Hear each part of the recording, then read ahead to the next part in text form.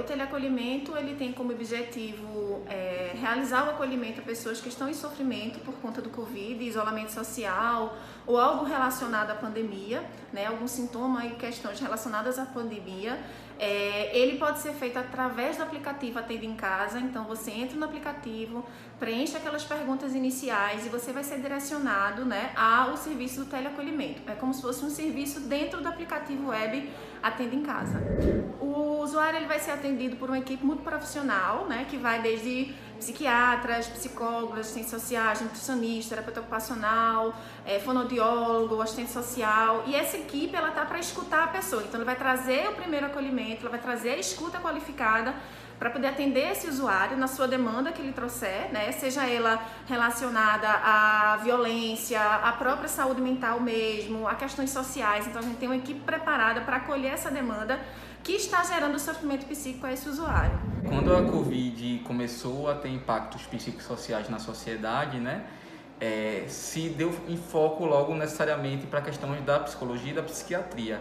Mas a gente começou a notar uma desorganização na rotina da população, né? Então, essa desorganização da rotina extrapola as questões emocionais. Ou vão ter outras questões que, adicionadas às questões emocionais, vão criar um agravo, né? Exemplo, a gente teve um grande número de pessoas desempregadas, né? Então, por exemplo, como é que você... Um chefe de família que perdeu o emprego durante a pandemia, ele entra num processo de adoecimento. Então, ter um assistente social na equipe que possa estar instruindo sobre benefícios, possibilidades de benefícios sociais que possa ajudar essa família nesse momento é de grande importância. Para isso também a gente acaba localizando conflitos familiares, né? As pessoas estão todas em casa, pessoas que não conviviam, mesmo sendo família, não chegavam a conviver mais de 6 horas por dia assim junto. E elas de repente foram obrigadas a estar dentro de um mesmo ambiente, com a mesma rotina 24 horas.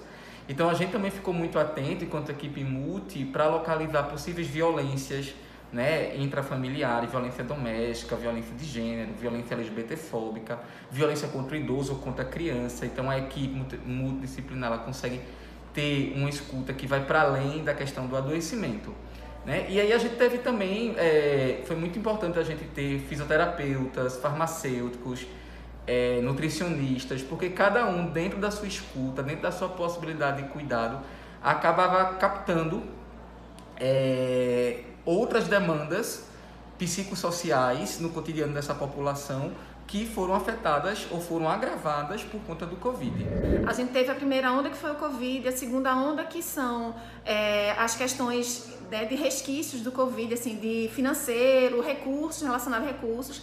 A terceira onda, que é o adoecimento e agravamento das pessoas com doenças crônicas, e a quarta onda, que ela vem acompanhando desde o início, que é o comprometimento com a saúde mental. Então, assim, é algo que a gente precisa entender e conviver, né? E é claro que a gente pode tomar atitudes preventivas, né? E também assistenciais, são dois campos. Então, eu acho que o teleacolhimento é uma atitude, né, tanto de assistência quanto preventiva, porque a gente trabalha nesses dois campos, né, de prevenção, de promoção e de assistência também a essa pessoa. Mas o próprio acesso à saúde, né, a gente teve muitas iniciativas de ONGs, de profissionais individuais, mesmo autônomos, abrindo o acesso, inclusive gratuito, para pessoas que estavam em sofrimento, né? Então, assim, a gente vê uma comoção da sociedade para dar conta desse processo.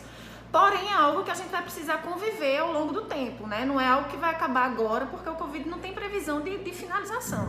É claro que pessoas que estão com sofrimento maior, com intensidade e frequência, né, um alto grau de sofrimento, elas precisam procurar uma assistência à saúde. É importante a gente pensar que saúde e saúde mental não só está vinculado a uma questão clínica psiquiátrica ou uma questão terapêutica da psicologia. Saúde mental significa bem-estar. Quando a gente tem uma população que tem um alto nível de adoecimento psíquico, e a gente tem que começar a perceber que esse adoecimento, muitas vezes, ele é ou fortalecido ou ele nasceu a partir de um contexto social de vulnerabilidade. Então, quando a gente tem um olhar muito profissional em cima de um contexto social, a gente consegue prevenir e cuidar de forma mais adequada elementos de segmento. Posso dar um exemplo, por exemplo.